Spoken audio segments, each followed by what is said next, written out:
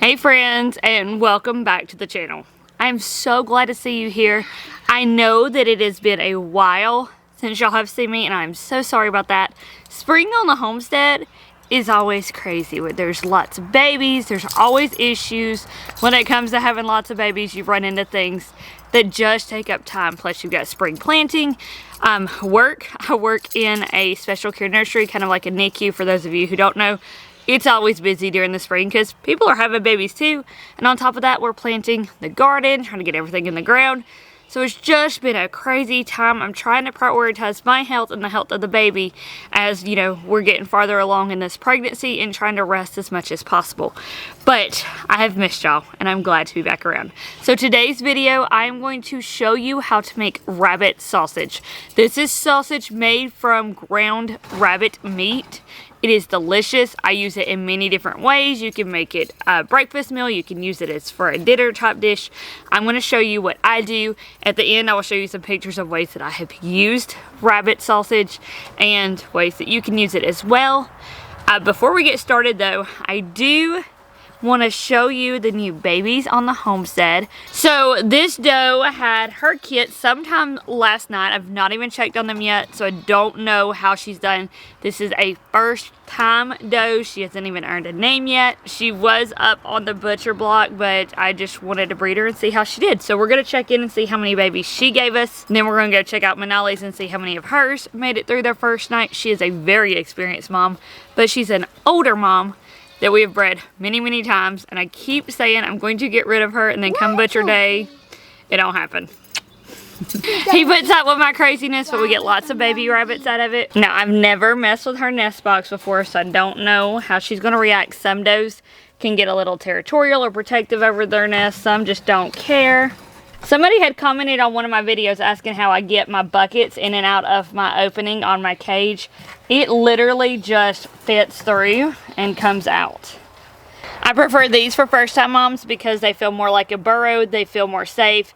It's got this nice wide lip on it to keep the kits in when she jumps out, and just makes it easier for them. The top pops off on the sides.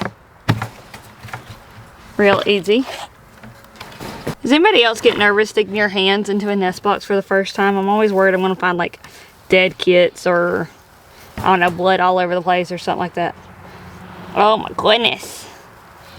I see some wiggly babies. Uh-oh. That one is not. So that is definitely not alive. So one dead.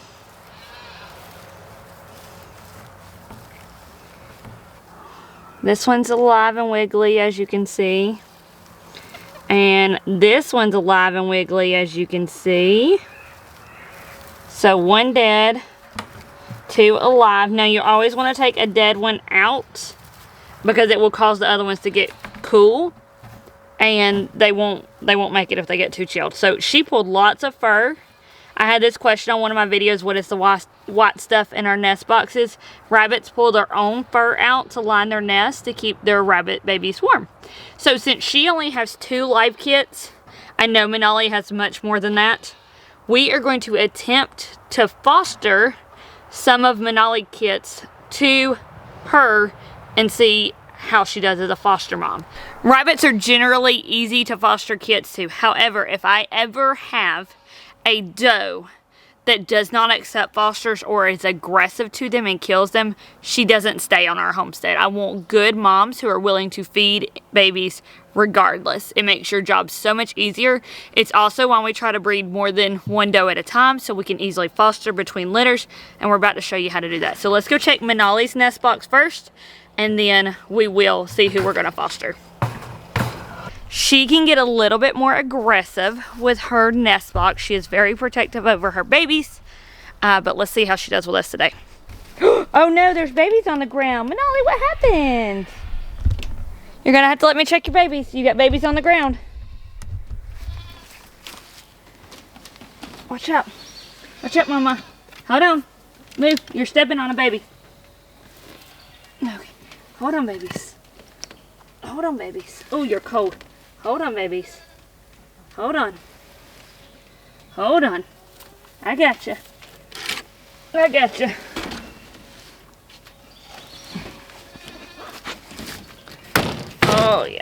Manali doesn't normally have babies outside of her nest box. They were all in there last night. These are very cold. It doesn't take long for that to happen. But what it looks like happened was they were probably still attached to her when she was nursing, and when she jumped out, they didn't fall off. That's why I like the big blue front on the bucket burrows, because we don't have that issue. Manali's never really had an issue with that. She's very, very good with her babies. So I'm going to find my other bucket burrow. I know I've got one somewhere, and I will trade out hers for a different bucket burrow and see if that fixes our issue. One of these kits probably will not make it because its mouth and nose is full of dirt, but the other one has a good chance. So the first thing I always do when I first find kits, if you have this issue, is to hold them and warm them up. There's many ways you can warm kits up. Your body heat is a great way to do it, especially if you're out and about. I know many women will shove them straight down into their bras if they're out doing farm chores. That's great. They're surrounded by body heat. You can also put them in a plastic bag, stick that in some warm water. You can put them on a heating pad or in a heated blanket. You can put them in a container and blow hot air from like a hairdryer in it. Don't blow it on them because it can burn them, but blow it in there so it heats up the air around them. I've seen people use that method inside of an oven also, but I don't feel safe doing that. It just seems very, very risky that I'm going to forget and bake my kits. So I don't recommend that, but I do know some rabbitries will do that. Yeah, the one that is got dirt in its mouth, you can see. See how it's open mouth breathing? It's probably swallowed dirt, and there's nothing you can do about that. The other one is not open mouth breathing, and I think it will actually make it. But we always try to warm both of them up and give them a fighting chance. Hey Declan, can you come here? I need some help.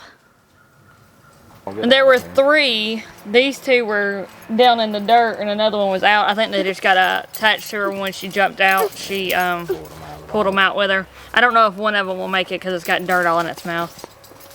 You can't have your cold drink. Sit down. You gotta be real careful. They're babies. Hold them up to your chest like Mama was. It's called skin to skin. It keeps them nice and warm, okay? Yep, there you go. Just hold your hands over them. That'll help keep them warm. 1, 2, 3, 4, 5. It's a minute now. Do you need Daddy to hold them instead? Mm-hmm. Be careful. That one's got bruising around its face. It looks like it got stepped on. Stepped on? Oh no. Kenneth's got big hands. He can just easily hold them. I gotta check the rest of them. My other white doe, she had 3 babies, but one of them was dead. But she's a first timer. 7. Hold on, let me start over. 1, 2, 3, 4, 5, 6, 7, 8, 1, 9, 10. 1, 2, 2, 3, 4, 5. You're kind of chilly. I wonder if you're the one that I picked up a minute ago. 5, 6, 6. Look, Mom. 7, 8. 8. Did I just count 9? She had 11 babies? I thought she had 10. 1, 2. Oh, babies are wiggling back down. 3, 4, 5, 6, 7, Me? 8, 9, and then you got 2, so that's 11. So Manali had 11 babies. So I'm going to take the largest out of Manali's litter because they're about the same size as the new white doe's kits. So you always want kits that are close to the same size, otherwise they're going to steal the milk. 1, 2, 3. Hold on, babies. I'm separating you. Okay, so if I give the other mama 4, that'll give her a litter of 6. And I gave Manali all the small kits because she always has a fantastic milk supply and she will make them grow nice and fast. So, all you have to do, foster kits, is take some of the foster mom's fur and rub the kits in it. That's a big one, Mom. That way they smell like her.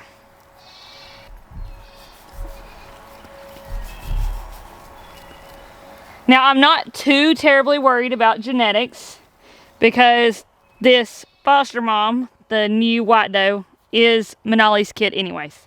So, basically, these kits are her half-siblings. Yeah, so this is the other one that fell out of the nest box. It's got dirt in its nose, too. But look at his big old belly. They're trying to suck. Suckle, suckle. It's so hot and humid out here. This one's nice and warm. This one's the one I'm worried about. Why? Because it's got bruising on its face. Looks like it got stepped on. I'll see. And sometimes they don't make it. Can I hold one? Alright, Mama. I've got babies for you. Mom. And then we just give her a treat to distract her while the scents of the babies all meld together. And then when she gets into feed, she won't know her babies from the other ones. It is common for rabbit mamas to pee on their babies when you foster kits over. That just means she's marking them with her scent. It's not a bad thing. It's when we put holes in the bottom of our nest box to allow urine to pass through. So if I come back later and I see that they have evidence that they've been peed on, that's not going to concern me too much. It's just her basically accepting them and marking them as her own. If you keep this up, you'll earn a name. Alright. And then Manali's already got her treats to distract her.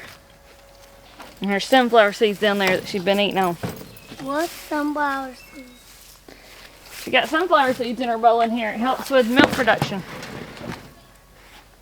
Milk production. So that she can feed her babies more milk. Makes the milk fattier. Hey, excuse me, Lily. Come here. What are you doing all the way over here? Baby. You better go get back with Mama.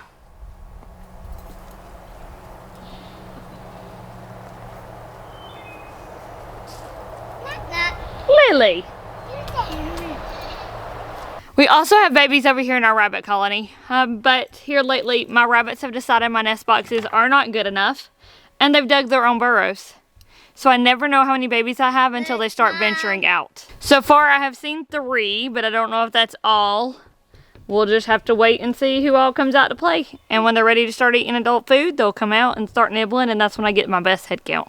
Alright friends, so let's get into this rabbit sausage recipe. Now, I'm going to go ahead and let you know that this recipe would work best if your meat was partially frozen. I currently don't have room in my freezer to do that, so mine is not. But as cold as you can get it will help with the end product not being like mush. So if you have the space to partially freeze your meat, throw it in the freezer for about an hour before you start grinding. Now what makes this rabbit recipe so special, or at least I think so, is it has bacon in it. And who doesn't love bacon? So we are going to work in 1 pound measurements to make it easy to replicate. So you take deboned rabbit, 1 pound of it, to a 1/4 pound of bacon. If you like a fattier sausage, then you will want to do a 1/4 pound of lard instead of bacon, because that has more fat where bacon has some meat to it. So you take and you grind that rabbit meat and that bacon together until you get all of your rabbit and bacon ground up. You could grind this on your largest setting if you have different size blades, and then add your seasonings and then grind on a smaller setting. You can just grind it on whatever setting you want, however you want to do this. Our first ingredient we're going to add to this rabbit bacon mixture is maple syrup. Now we're not adding a lot, and it's not even going to make your sausage sweet. If you want a sweet breakfast sausage, double this, but we are going to add 1 tablespoon of maple syrup per 1 pound of rabbit. This just helps to balance the spices and really gives you a good mix. Like I said, if you want a sweet breakfast sausage or something like that, double the maple syrup, but I like to make an all-purpose sausage and then do with it what I want and add to it as I go. Next, we're going to add salt to our rabbit sausage mixture, and we are going to do 1 teaspoon of salt per 1 pound of rabbit meat. Sausage needs salt, y'all. It makes it so much better, and it really helps to boost the flavor. So please do not skimp out on salt. Next, we add in some black pepper, and that is again 1 teaspoon of pepper per 1 pound of rabbit. If you like your sausage a little spicy, you can add in a pinch of red pepper flakes or a few sprinkles of cayenne pepper. But if I make mine spicy, Declan will not eat it, so I chose to leave that out.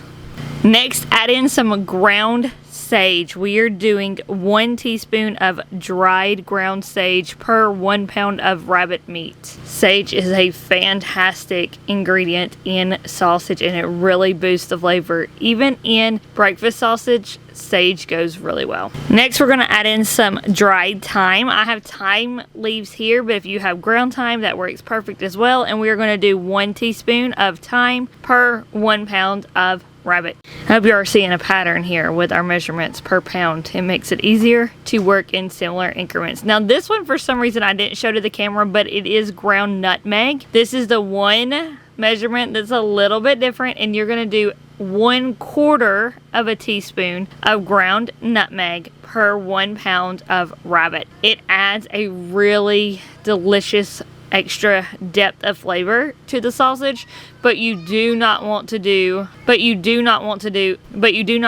overdo the nutmeg in your sausage.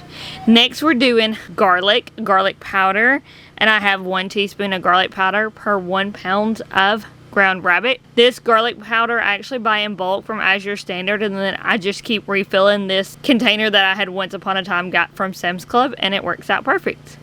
So if you had chosen to do your rabbit on a bigger grind setting, then you could just put it back through and grind on a smaller setting, and that would mix it up. If you just chose to go ahead and get it done and get it ground on one setting, do that and then lightly mix it with your fingers. You're not wanting to mush it here because you don't want to make it mush. If you had frozen it to begin with, then it would be less mushy than if you have it at room temperature. It's all gonna just work in the end. It's okay if it's a little mushy here. It'll taste just fine. So I've chosen to go ahead and make some patties out of this ground rabbit, and we're gonna cook them up for you. I also leave a lot of it as just ground rabbit and freeze it that way, and I love to use this in something like a rabbit hash. So I will cook up the ground rabbit with some onions and garlic, mix in it some potatoes, white potatoes, sweet potatoes, some peppers if I have them, and just cook it all together. You can even add in some eggs if you want to boost your protein, but rabbit is really high in protein, and that is such a delicious meal. It's one of our favorite things to do with ground rabbit, and if you follow me on Instagram and Facebook, you have probably seen a picture of my rabbit hash. Now, we are going to fry up some of these rabbit patties so you can see what they look like fried. They do kind of remind me of turkey patties when you're looking at them. That maple syrup we added in is going to help them caramelize as they cook, but you do want to make sure you cook these in a well-oiled pan because they're not fatty and they're not going to leach out a whole lot of fat. So you want to add in that extra fat. Fry them until they're done all the way through. Fry them until they're done all the way through. Rabbit, like chicken, you want to cook to 160 degrees to make sure it's well done. And you can see that nice, beautiful caramelization that we're starting to get on these rabbit patties from that maple syrup, caramelizing those sugars on the outside. So good. I cooked up 6 of these. We had it with some fried eggs and toast and did a little brunch. I hope you enjoyed. That's all we have for you today, friends. So until next time, bye. We will see you later.